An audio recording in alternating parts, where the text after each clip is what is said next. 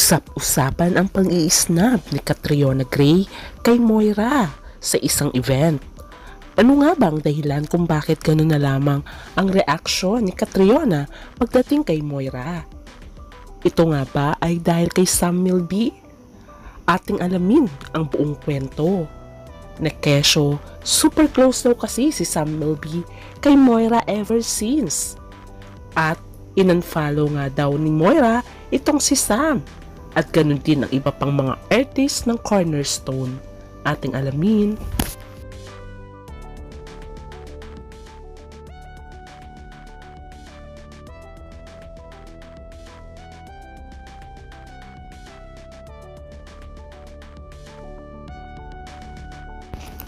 Sino naman ang hindi mai-inlove sa isang Catriona Elisa Magnayon Gray o Catriona Gray? Na isang Australian-born Filipino model, singer, television, at of course, Miss Universe 2018. Kumbaga, nasa kanya na ang lahat ng hinahanap ng lalaki. Unang nakarelasyon ni Catriona ay walang iba kundi ang Filipino-German actor na model na si Clint Bondat from 2012 until they separated year 2019. Ito ang kasagsagan na pagpapanalo ni Catriona Gray na ugong-ugong ang balita na kesyo hindi na sila in good terms ng kanyang boyfriend na si Clint, pero inamin niya lang ang kanilang separation after ng kanyang reign as Miss Universe. Sumunod niyang naking karelasyon ay inamin niya May 23, 2020, inamin niya into relationship siya sa Filipino-American actor walang iba kundi si Sam Milby. At inannounce nga nila ang kanilang engagement with Sam on February 16, 2023. Marami ang naging masayang mga fans nang inamin nila ang kanilang engagement.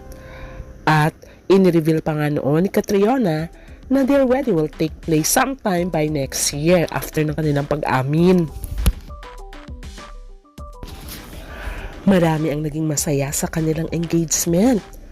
Pero unfortunately, ay bigla na lamang ugong-ugong ang balita na hiwalay na ang dalawa at wala nang matutuloy na kasal. Until now ay wala ring sinabi si Sam Milby at Catriona sa totoong dahilan na hindi pagkatuloy ng kanilang kasal at kung bakit sila naghiwalay. Nagbigay lang ng pahayag ang kanilang management na Cornerstone at sinabi nilang may pinagdadaanan matindi si Catriona at si Sam. Pero up to this date ay walang mga dahilan kung bakit nga ba sila tuluyang nang naghiwalay. Dahil sa pang-i-snub ni Catriona Gray kay Moira, ugong-ugong ang balita na si Moira daw ang dahilan ng paghihiwalay ni Sam at ni Catriona Gray. Alam naman natin na hiwalay na si Moira sa kanyang asawang si Jason. More than 2 years din silang ikinasal. Marami ang nalungkot sa biglaang paghihiwalay ng dalawa. Inamin naman ni Jason na siya ang dahilan kung bakit sila naghiwalay dahil sa third party.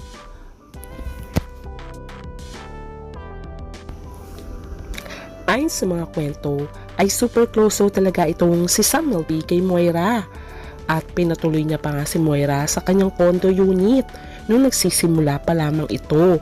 At ang turing niya nga daw dito ay parang kapatid. Kaya naman uso ngayon ang little bro, little sister dahil sa issue ni Andy Eigenman at Filmer Alipayo at ang di umanong little bro ang tawag sa kanya na si Perneri. Kaya ngayon ay nagtrending tuloy si Moira at Sam na baka nga may something si Sam at si Moira na ikinaseselos nitong si Catriona Gray.